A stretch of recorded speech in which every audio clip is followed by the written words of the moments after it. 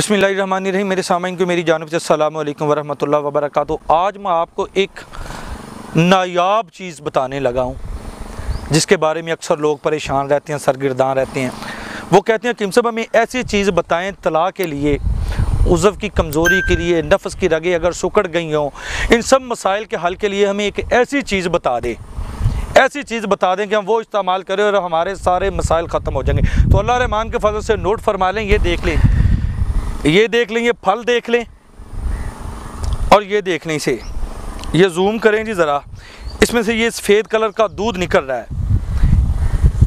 इसकी शेप देख ले, आप खुद अक्लमंद है, इसकी शेप देख ले। ठीक हो गया जी। ये फल ले लेना है आपने, ये फल ले लेना आपने।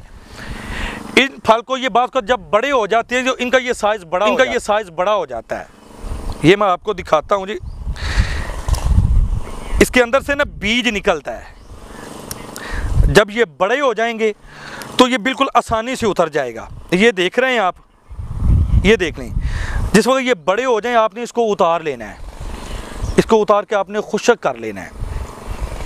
खुश्क करने के बाद 1 पाव रोगन माल कंगनी में 50 ग्राम ये लेके 1 पाव रोगन माल कंगनी में लेके इसे आपने बिल्कुल जला लेना है, बिल्कुल जला लेना है। जिस वक्त ये बिल्कुल जल जाए, इसका असर निकल आए, तो इसे किसी भी चीज़ से आपने पुन लेना है। पुन निथार के ठंडा करके शीशियों में महफूज कर ले। यकीन माने रात को सोते वक्त 4 से 5 कतरे हुश्फा छोड़ के, पीछे वाला हिस्सा छोड़ के सिर्फ चंद कतरे लगा के, ऊपर कोई चीज़ बांधने की ज़रूरत नहीं।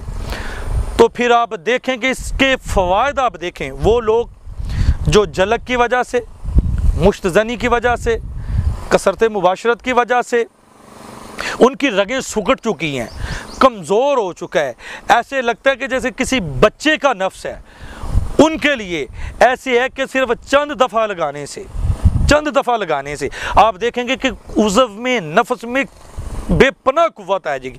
उसकी सख्ती में इजाफा होगा, उसके साइज़ में इजाफा होगा, उसके तमाम नकाइस अल्लाह रहमान के फजल से ख़त्म हो जाएंगे। अस्सलामु अलैकुम वरहमतुल्लाहि वबरकातुहू।